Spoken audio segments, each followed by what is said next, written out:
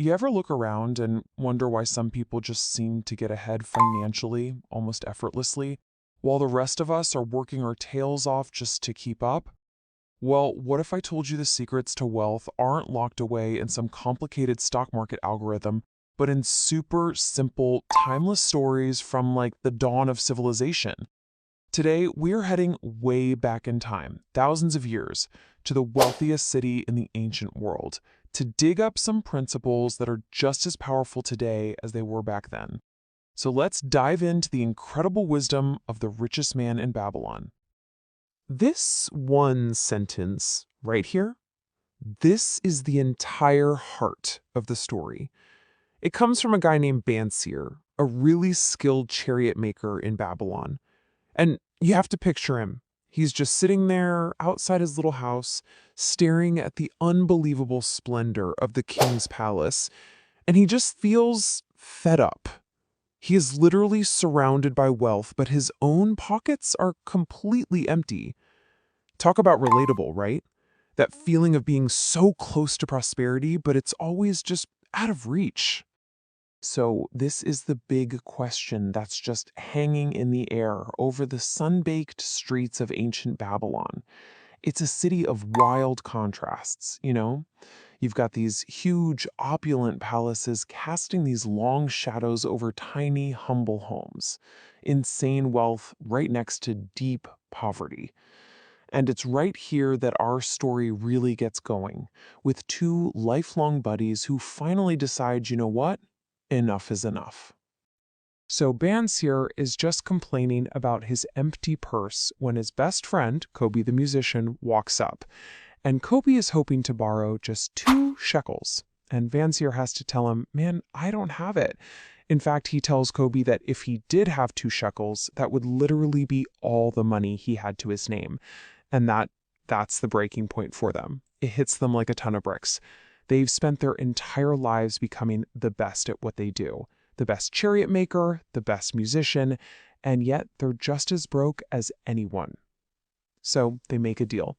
They're going to go find their old friend Arkad, a guy who started with even less than them and is now, famously, the richest man in all of Babylon.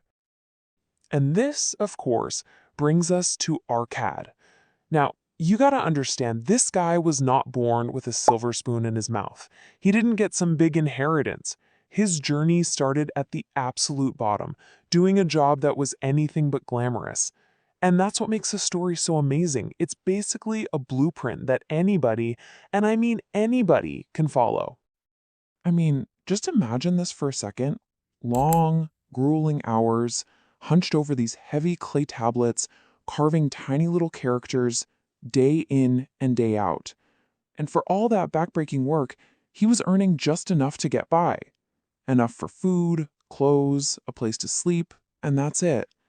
At the end of every single year, he had nothing left. His purse was just as empty as his friends would be years later. He felt that exact same frustration, that same burning desire for the better things in life that he knew wealth could bring. So what gives? This is the million-dollar question, isn't it? What was the secret sauce? How did he do it? It wasn't some lucky break. It wasn't a winning lottery ticket. It was a single piece of wisdom, a piece of advice that he got by making a desperate deal one night with a very rich moneylender. This is it. This is the secret. Arkad agrees to pull an all-nighter, carving a super long law onto a clay tablet for this moneylender named Algamish. But in return, Arkad doesn't just ask for a few extra coins, he asks for wisdom. And Algamish hits him with this simple but totally world-changing idea. At first, Arkad's confused.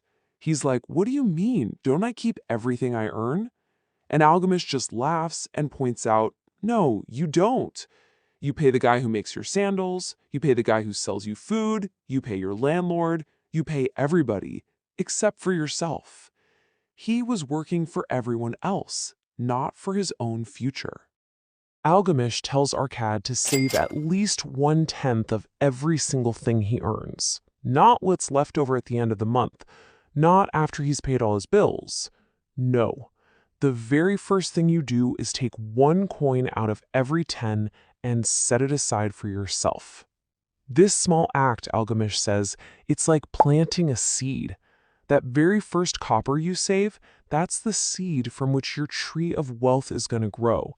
And the more you consistently water that tree with your savings, the sooner you'll be able to enjoy the shade.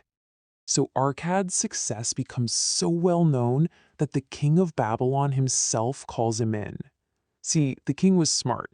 He saw that all the city's wealth was stuck in the hands of just a few people, while everybody else was struggling.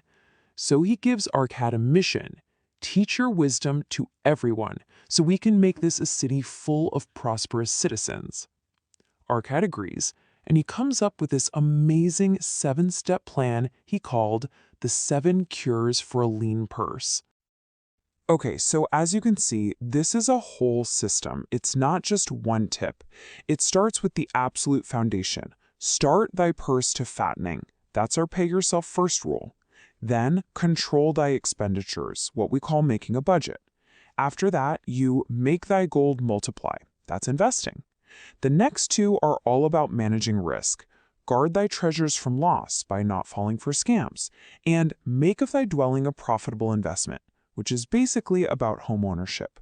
And finally, you look to the future with ensure a future income, think retirement, and increase thy ability to earn by always improving your skills. It's literally a step-by-step ladder from saving your very first coin all the way to building lasting wealth. Right, so this is that foundation we just talked about. Pay yourself first.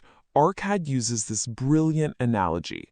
He says, hey, imagine you put 10 eggs in a basket every morning, and every evening you only take out 9. What's eventually going to happen? Well, the basket's going to overflow with eggs, right? Your purse, your bank account, it's that basket. Just by saving that 1 coin out of every 10, you guarantee that your purse starts to get fatter. And that gives you the capital, the seeds, you'll need for all the other steps. Now, this second cure is like the shield that protects the first one. I mean, what's the point of saving 1/10 of your money if you just blow the other 9/10 on impulse buys?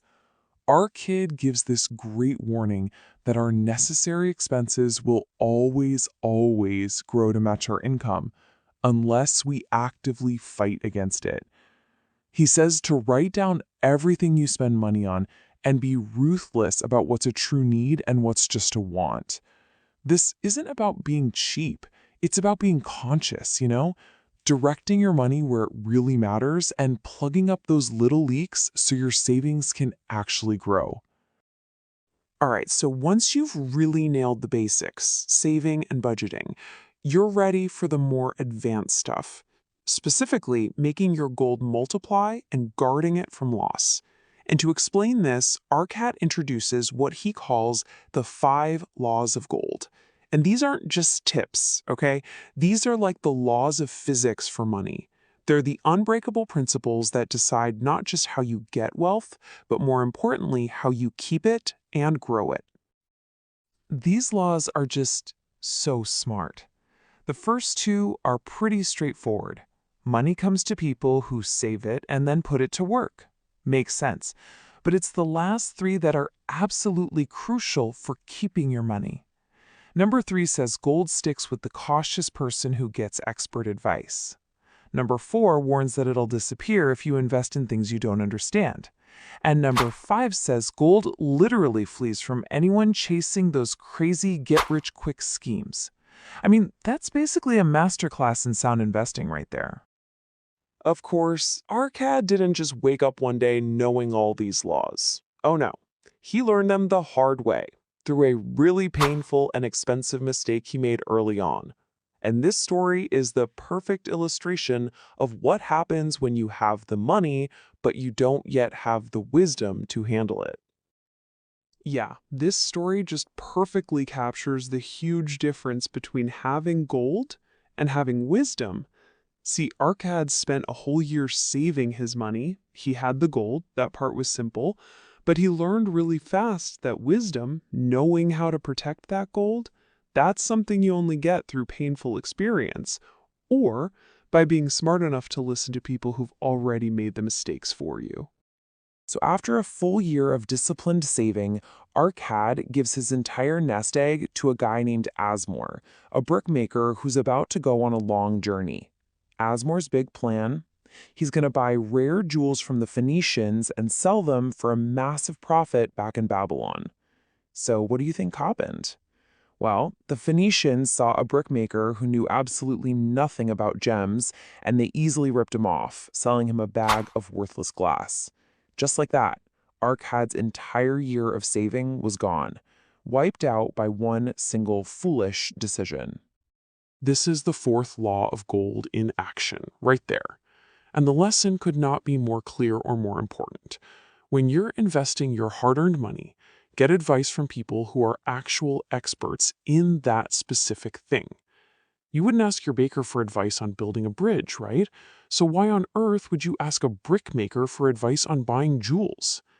This mistake taught Arcad the incredible value of wise counsel, and that lesson protected his wealth for the rest of his life. All right, so as we pull all these stories and lessons together, what we have isn't just a bunch of old fables. What we have is a solid, actionable blueprint for building real wealth. Let's just boil down everything we've learned from Arcad and the laws of gold into a simple, modern framework. It really is this simple, but also this profound. First, you have to build your capital. You do that by paying yourself first, at least 10% off the top.